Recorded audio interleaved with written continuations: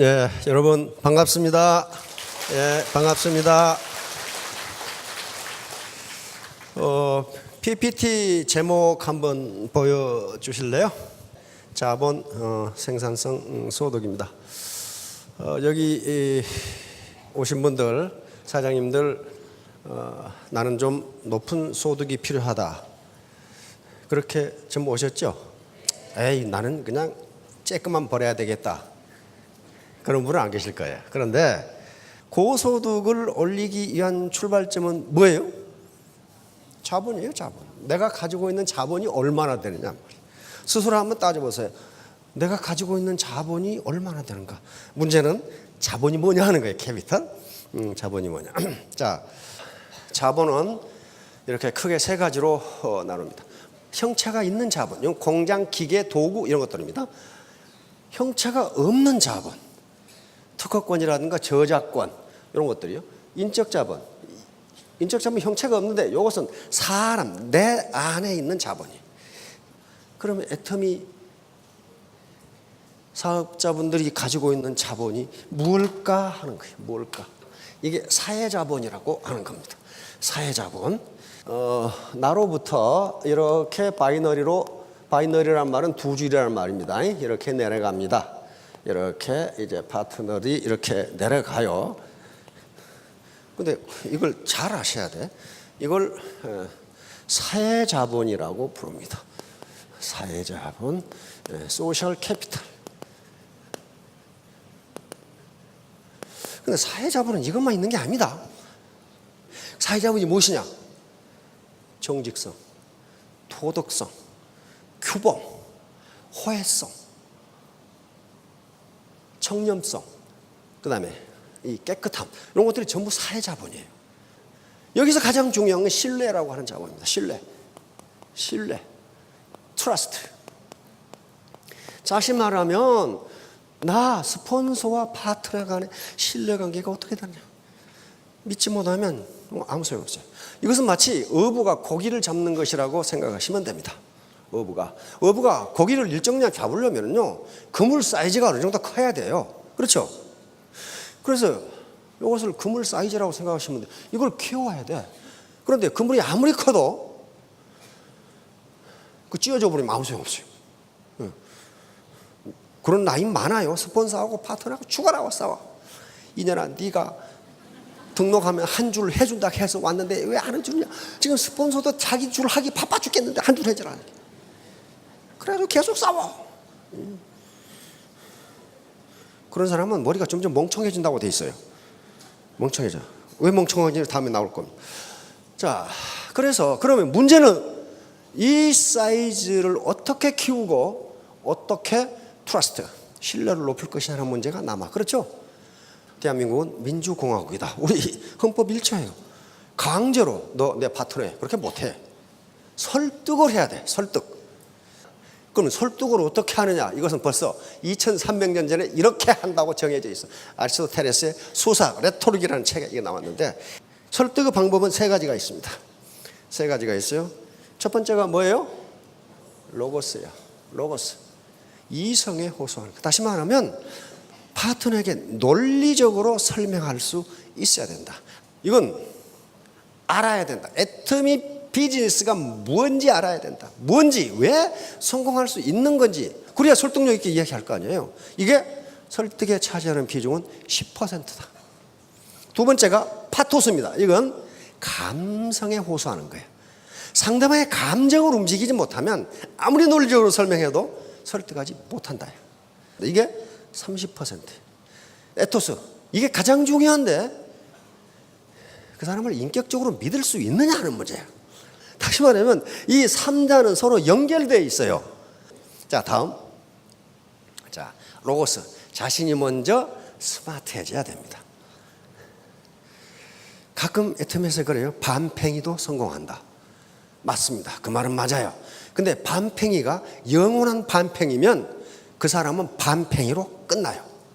반팽이가 계속 새로운 정보와 지식을 겸손하게 받아들이면 온팽이로 바꿔줘요. 새로운 정보와 새로운 지식을 받아들이면서 풀 스마트가 되면서 로얄이 된 거예요. 그렇게 된 거지. 영원한 반팽이는 영원히 성공 못합니다. 자, 손에 잡은 것 놓아버리기. 요게 인도네시아의 슬라웨시라고 하는 섬에서 원숭이 잡는 비법입니다. 이 원숭이를 잡아서 서커스단이나 동물원에 팔아먹는데요. 어떻게 잡느냐 하면, 사로잡느냐 하면은 이 슬라웨시 섬에 이런 조롱박이 있답니다. 이렇게 생긴 이렇게 조롱박이 있대요. 그러면 요게 점점 크면은 단단해진답니다. 그러면 이 안에 걸 다 파버리고 여기다 쌀을 집어넣는다는 거예요. 원숭이가 보는 앞에서. 원숭이는 나무에서 보고 있어 쌀 집어넣는구나. 그러면 쌀을 집어넣어 가지고 커다란 나무에다가 요걸 이렇게 칭칭 묶거나 이렇게 묶어놓는단 말이에요. 그리고 딱 피해주면 원숭이란 놈이 쌀을 꺼내 먹기 위해서 가서 손을 집어넣어서 빼려는데 안 나와. 왜? 넣을 때는 이렇게 넣는데 줄 때는 쌀을 쥐었거든. 이게 안 나오는 거예요. 여기 걸려서 안 나오는 거예요. 그러면 가서 원숭이를 잡아서 서커스단에 팔아먹거나 동물원에 팔아먹어요. 그런데 요걸 새끼를 잘랐는데도 요 쌀 한 주먹이 놓기 싫어서 바가지를 이렇게 들고 다닌대. 이렇게 원숭이가. 다시 말하면 쌀 한 줌 지키려고 자기 모든 것을 잃어버려. 그거 이런 거예요. 자존심 지키지 말라 그런 게 아닙니다. 약간 미루라 그 말이에요. 작은 자존심 포기하라. 교만, 안다고 교만 부리지 마라.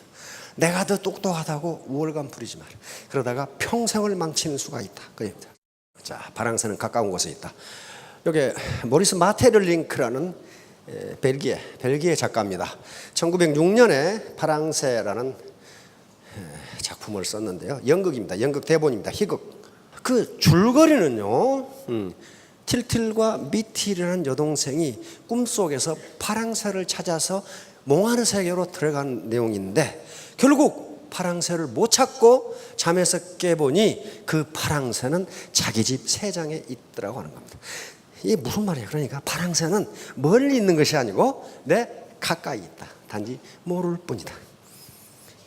그러니까 파랑새는 그건 뭐예요? 내 행운, 행복. 이것은 멀리가 찾지 말라는 거예요. 당신 옆에 있다. 어디에? 애터미에 있다. 그런 말이에요 지금. 그것이 아닐 수도 있지만은 파랑새일 수가 있다. 파랑새인지 아닌지는 스스로 판단해 보셔. 아무도 그것이 파랑새라고 말해주지 않는다. 자, 에디슨이죠. 이 굉장히 유명하죠. 천재는 99% 땀과 1% 영감으로 이루어진다. 자, 이때 영감 이것이 1%니까 중요하지 않구나. 땀만 노력만 하면 되겠구나. 그거 아닙니다.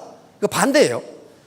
이거 에디슨이 직접 설명했어요. 기자가 물었어. 이 말이 무슨 말입니까? 그랬더니 모든 인간이 99% 노력하는 것은 당연한 거고 인간이 노력하지 않는다. 그건 인간도 아니라는 거예요.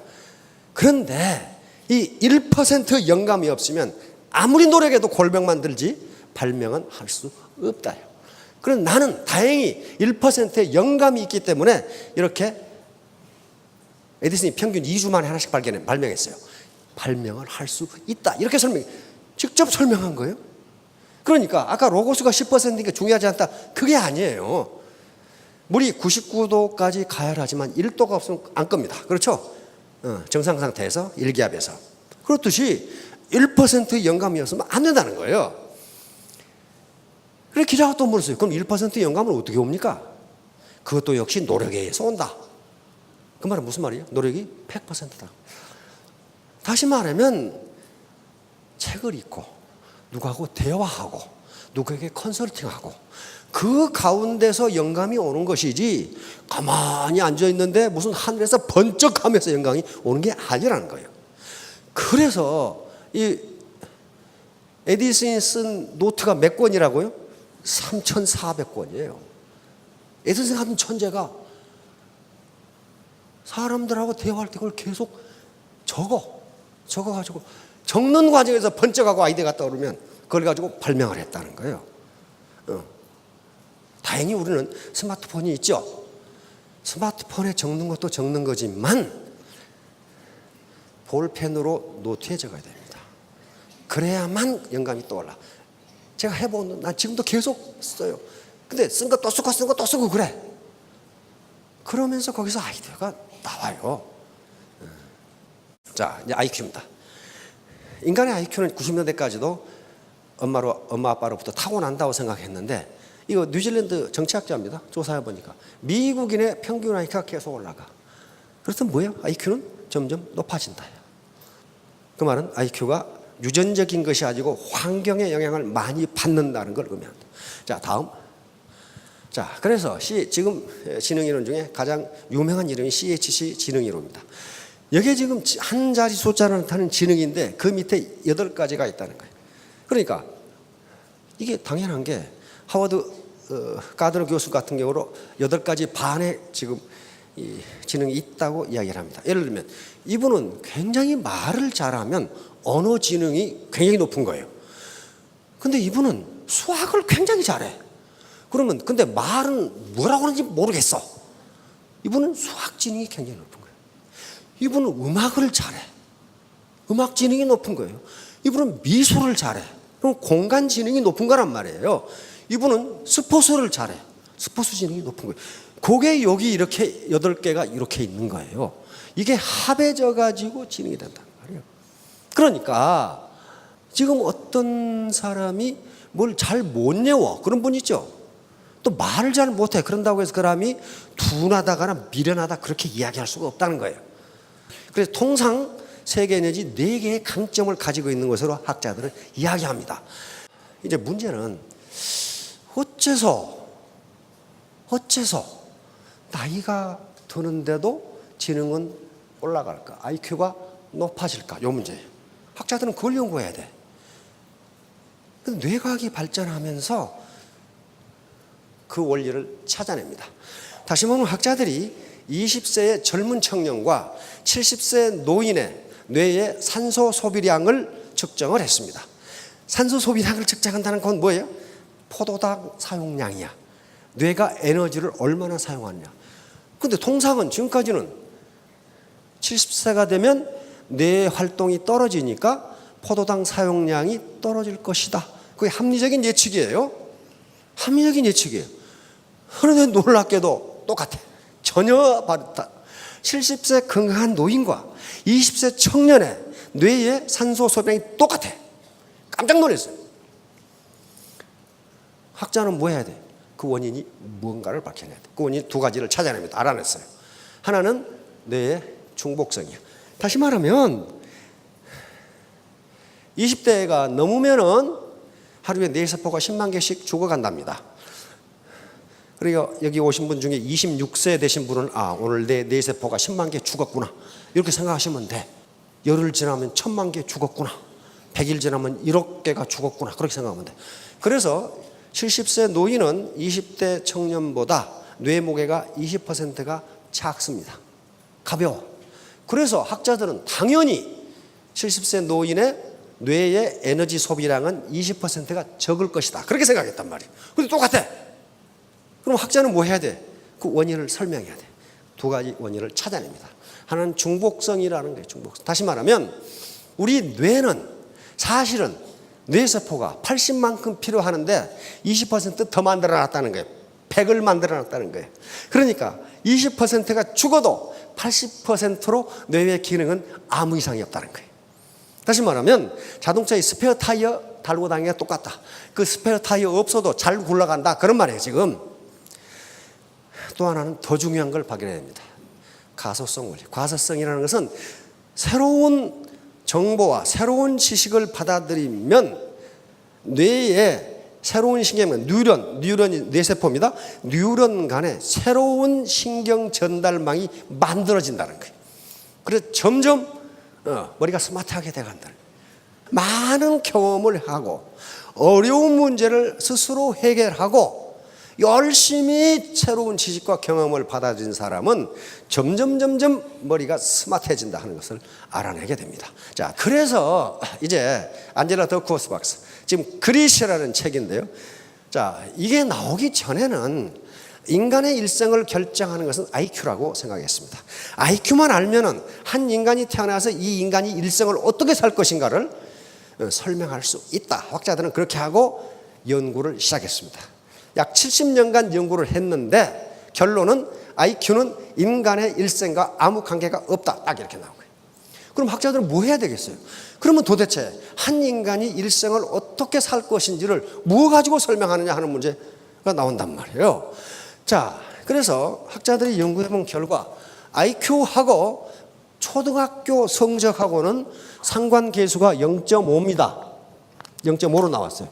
다시 말하면 초등학교에서 공부를 잘하는 아이의 그 이유를 IQ가 50% 설명해 준다. 나머지 50%는 다른 거겠죠. 중학교는 0.3으로 나왔어요. 중학교에서 성적이 좋은 아이와 나쁜 아이를 설명하는데 IQ는 상관계수가 0.3밖에 되지 않는다. 나머지 70%는 다른 이유다는 거예요. 고등학교는 0.2가 나왔어요. 학년이 올라갈수록 IQ는 학업 성취도, 이거 성취도는 사회로 올라가면 사회 성취도, 성공과 관계되는 거예요.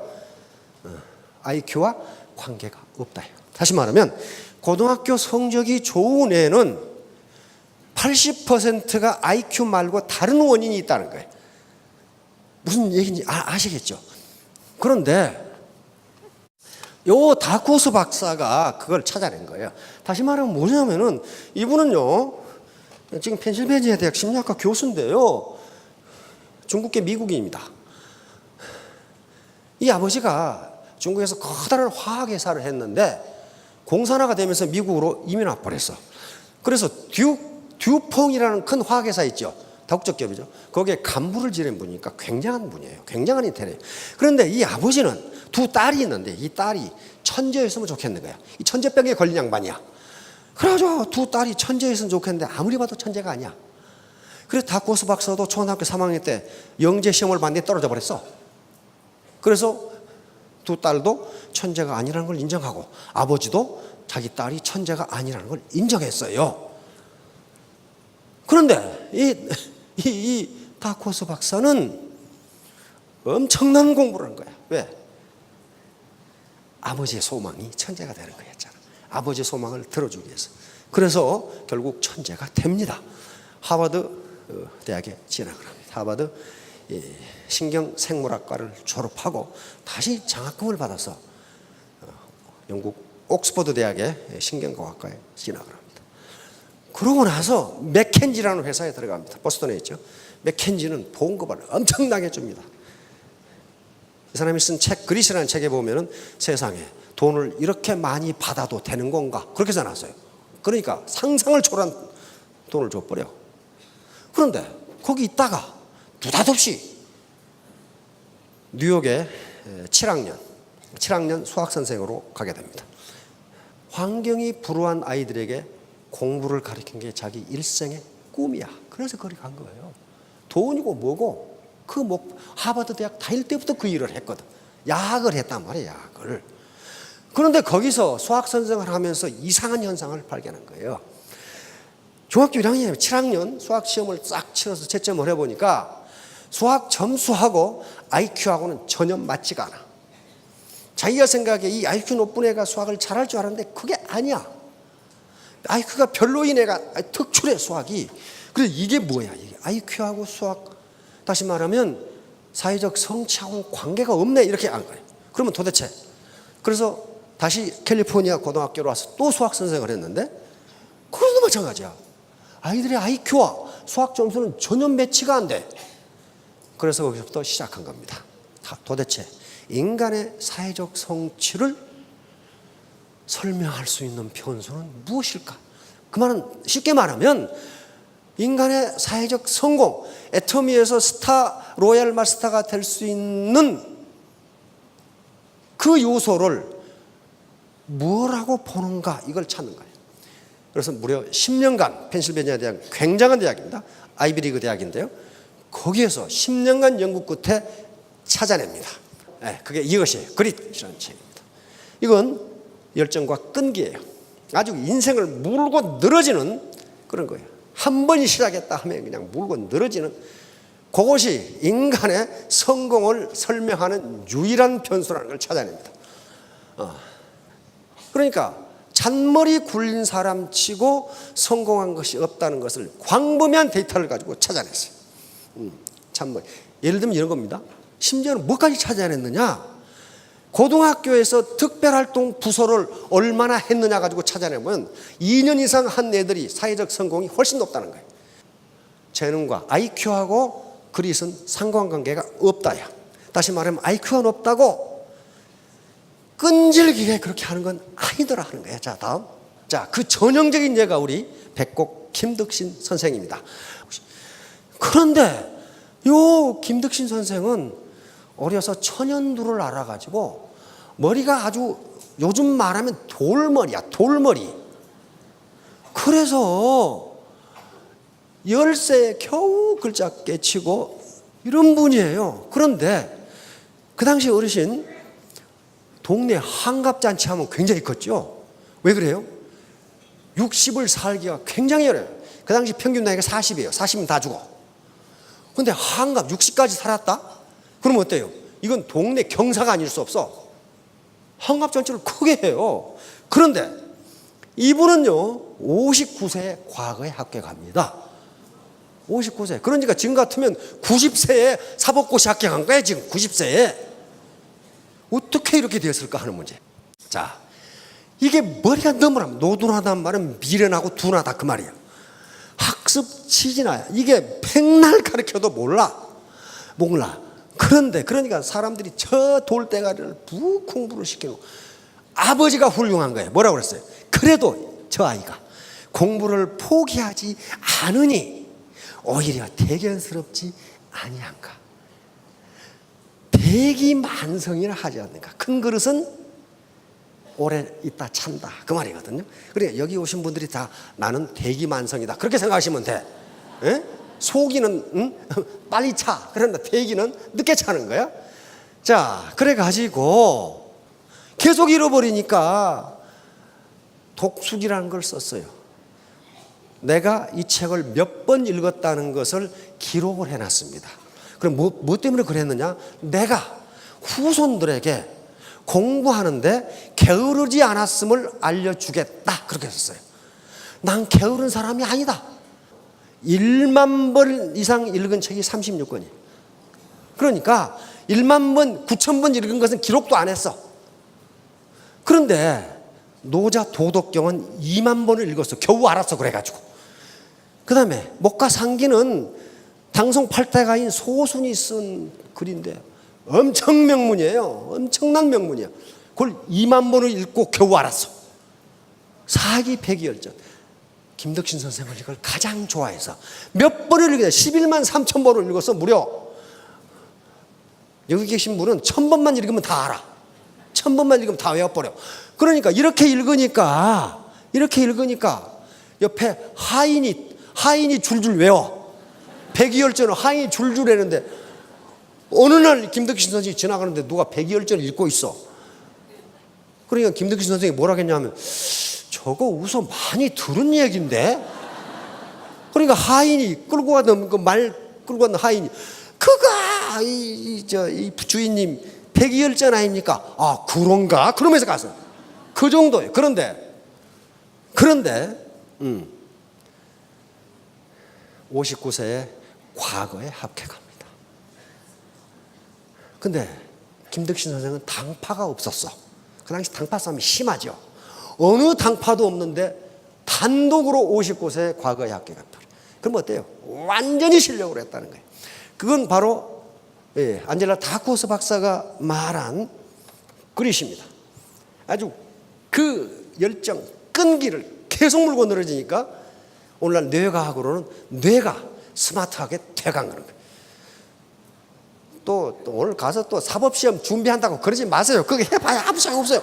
지금 어떻게 스타마스터가 될 것인가 그거 연구하시라고. 이렇게 김덕신 선생 같은 분도 이렇게 하는데 이것이 오늘날 생각해 보니까 뇌과학하고 맞아떨어진다는 거예요. 자, 3년 후 5년 후에 모두 김덕신 선생처럼 과거에 합격하시기 바랍니다. 예, 감사합니다.